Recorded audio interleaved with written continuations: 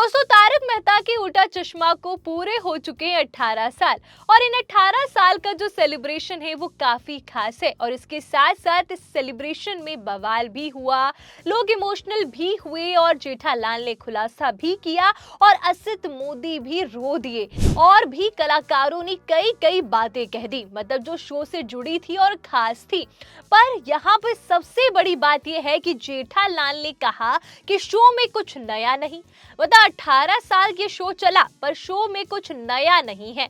तो फिर क्या है शो में? 18 साल से चला, उसके बाद भी जेठालाल ने शो को लेकर के कुछ ऐसी बातें कही और ये बताया कि शो चल कैसे रहा है, इसमें क्या खास है। तो चलिए सुनते हैं कि सेलिब्रेशन में जो जेठालाल ने खुलासे किए, जो शेरो शायरी हुई, जो गिफ्ट बांटे गए और असित मोदी इमोशनल हो गए और क्या क्या वहां पर हुआ बवाल, वो सब कुछ देखेंगे और क्या क्या है खास। तो सबसे पहले आपको ले चलते हैं असित मोदी ने कि किस तरीके से बताया कि ये शो शुरू हुआ, कैसी चीजें हुई। शुरुआत बिल्कुल भी आसान नहीं थी और उसके बाद बिना वल्गैरिटी के या फिर कहते हैं कि एक अच्छी कॉमेडी कैसे पेश की जाए, नई स्क्रिप्ट कैसे लाई जाए। तो सुनिए असित मोदी ने क्या कहा। जो हमारे सोच के बाहर होता है ना, तो वो भगवान कराता है। तो बस उसके आशीर्वाद से चल रहा है। बाकी 4774 का एपिसोड है जो आज 8:30 बजे होगा।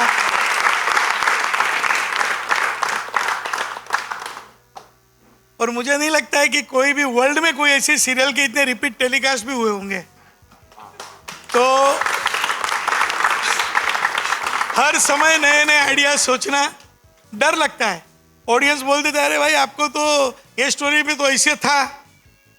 तो ऐसा नहीं करने के लिए हमारे राइटर सब लोग मेहनत करते हैं।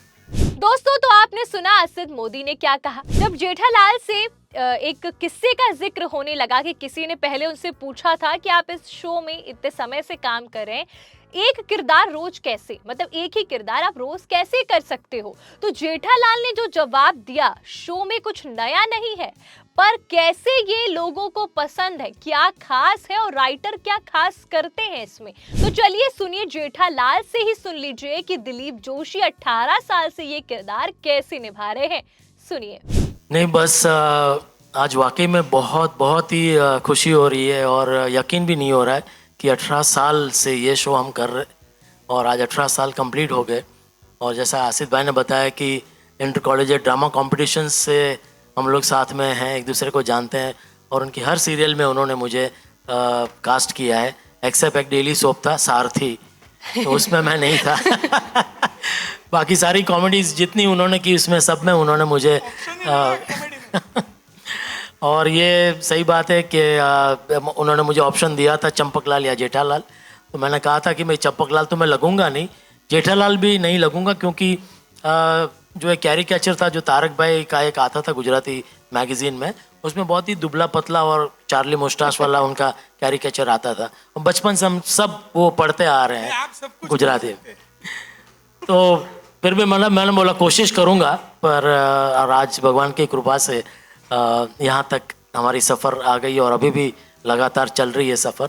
सो थैंक यू आसित भाई for casting me, for giving me this opportunity. तो अब चलते हैं बापूजी की तरफ कि किस तरीके से बापूजी के लिए शो बड़ा खास है, क्योंकि उन्होंने बाल दान दिए। अब आप सोच रहे हैं बाल कैसे दान दिए, मैं बताऊं इससे अच्छा आप खुद सुन लीजिए। और उनकी कुछ बातें ऐसी है कि जब वो हमने कास्ट किया था तो हमने बोला था भाई हमारा बापूजी को तो बाल नहीं है। तो इसने लगातार 2 साल रोज नीचे सलून में जाके बाल निकाला। क्या बात है, यानी इतना योगदान तो। और मुझे लगता है कि वही पुण्य मिला है, जब आप भगवान के पास जाते हैं तो अपने बाल देते हैं। इसने शो के लिए बाल दिए हैं, तो नहीं, अच्छे भाव से कह रहा हूँ। तो पता नहीं किसका नसीब से किसका चल रहा है शो।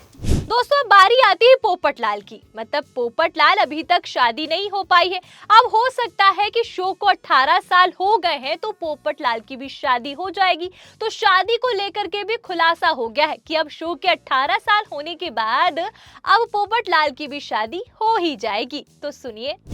ये ऑलरेडी किरदार था, थोड़ा हमने लेट इंट्रोड्यूस किया, लेकिन तब से अभी तक इन्होंने बहुत मेहनत की। और शॉर्ट में ही बात करता हूँ तो क्योंकि लेकिन एक बात मुझे बोलनी पड़ेगी, खास मैं रह नहीं पाऊंगा, क्योंकि मैंने बहुत दिल से ये किया है कि कोविड का समय था, सबके घर में कुछ ना कुछ इश्यू था। ये बंदा भी बीमार था और किस हालत में वो दमन में हमारे साथ शूटिंग करने आया और मेरा शूट यानी हमारा शूट चालू रह पाया। तो वो दिन और वो आने के बाद धीरे धीरे सब लोग के घर में थोड़े थोड़े इश्यू खत्म हुए, तो दवाई ले लेके उन्होंने शूटिंग किया है और हमेशा नम्र रहते हैं, कम बोलते हैं। तो लेकिन हमें बहुत इज्जत है। पोपटलाल पत्रकार शादी करे कि नहीं? अभी शादी करनी चाहिए कि नहीं? मीडिया वाले को पूछते हैं ना भाई, इधर आए हैं मीडिया से, आप बोलो भाई, आप हमें मत पूछो, हम आपको पूछते हैं, शादी करे कि नहीं? इधर से करवा दो आ रहा, इधर से नहीं करवा दो आ रहा। तो रहने दो, कल सोचते हैं बाद में। दोस्तों इसके बाद देखिए कि और क्या क्या खुलासे हुए हैं। अब मैं ज्यादा क्या बताऊं आपको, इससे अच्छा आप सुन लो कि क्या क्या हुआ आगे। तो इस्त्री करो, नींबू काटो, तो बहुत अच्छा काम करते हैं, हमको इनसे कोई कंप्लेन नहीं है, बहुत मेहनत करते हैं। और आज भी वो इनको तो है सबको कंप्लेन, छुट्टियां मिलती नहीं है। Thank you Sonalika, thank you so much. नहीं sir, thank you so much everyone, पूरा टीम हमारा, technical team, everyone, directors, sir का तो खास शुक्रिया अदा कि हम मुझे ये कैरेक्टर दिया गया। और 2008 में जब ये फ्लाइट पकड़ी तारक मेहता का उल्टा चश्मा की, तब पता नहीं था लैंडिंग नहीं है, सिर्फ ऊंचाई छूनी है। तो ये उस ऊंचाई के लिए thank you sir, thank you so much and everyone, जितना प्यार हमें दिया है उसके लिए बहुत बहुत बहुत शुक्रिया, थैंक यू। आगे मैं बुलाना चाहूंगी बबीता जी को, यानी कि मुनमुन दत्ता जी के लिए जोरदार तालियां प्लीज। मैं दे सकता हूँ?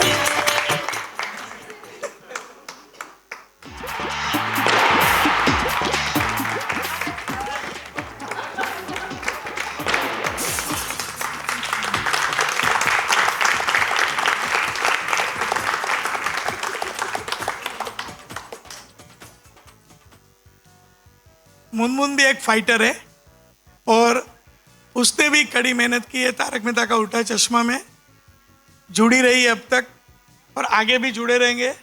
अपने बहुत सारे चैलेंजेस उनके लाइफ में भी आए, हम दोनों एक साथ साथ चले और रियली उन्होंने जो कैरेक्टर पकड़ के चला है, तो I am proud of you. तो दोस्तों आपने सुना कि यहाँ पे क्या क्या खास हुआ, कि किस तरीके से सबको चांदी की प्लेट दी गई और क्या हंसी और मजाक हुआ, सबने अपने अपने किस्से सुनाए। तो इसके साथ साथ अब आपको ले चलते हैं छोटू पंजाबी, मतलब जिस तरीके से उन्होंने शायरी की वो भी सुन लीजिए और ये खुलासे कैसे लगे और 18 साल से आप कैसे जुड़े हुए हैं इस शो के साथ। आपको क्या खास लगता है कि आप भी सारे एपिसोड देखते आ रहे हैं, मतलब 4000 से भी कुछ ज्यादा ही एपिसोड हो चुके हैं। तो आपका फेवरेट कौन है ये जरूर बताइएगा। और आप क्या दयाबेन को मिस करें? मैं अगर पर्सनली बताऊं तो हाँ, मैं दयाबेन को मिस कर रही हूँ। आप किसको मिस करते हैं? चलिए अब मैं ज्यादा बोलूं तो आप शायरी सुनिए और ये जरूर बताते जाइएगा कि आपको इस इवेंट में खास क्या लगा। दोस्तों तो असित मोदी जो नया लेकर आ रहे हैं, आपको वो भाएगा या पुराना याद आएगा, ये आप कमेंट में जरूर बताइएगा। तो चलिए शायरी के साथ इस शो को यही खत्म करते हैं और इवेंट में क्या खास लगा ये जरूर बताते जाइएगा। Thank you Gogi, thank you समय, थैंक यू। मैं 7 साल का था जब मैं 7 साल का था जब मैं इस शो में आया और मुझे और कुछ भी याद नहीं है अपने लाइफ में, लेकिन जब मेरी आंखें खुली, जो मेरी याददाश्त आई, तो वो कैमरा था और 2 लाइट्स थे जिसके सामने मैं खड़ा था। तो वो वहाँ पर मैं इसलिए खड़ा रह पाया क्योंकि आसित सर ने वो स्पार्क देखा और आसित सर ने मुझे सिखाया कि खुद पर विश्वास कैसे करते हैं। तो thank you so much sir उसके लिए। मैं अपने इस भाव को एक छोटी सी कविता में आप लोगों को सुनाना चाहता हूँ। अगर पारसी में सुनाएगा कि पंजाबी? हिंदी में ही सुनाऊंगा क्योंकि मम्मी पारसी है पापा पंजाबी है। आसमान में दिखता है एक चमकता सितारा, आसमान में दिख रहा है एक चमकता सितारा, देखो हो गए 18। क्या बात है, क्या बात है। हम हंसते हैं, हम हंसाते हैं, हर घर से रिश्ता निभाते हैं, देखो हो गए 18। अब आगे भी ऐसे ही साथ देने का हो गया है फैसला आपका। जो मैंने बोला था वो जरूर याद रखिएगा, जाते जाते कमेंट जरूर करिएगा। ऐसे ही इवेंट और बॉलीवुड अपडेट के लिए बने रहिए सिंह राठौर के साथ, और जाते जाते 4 PM बॉलीवुड को सब्सक्राइब करना मत भूलिएगा। आपका धन्यवाद।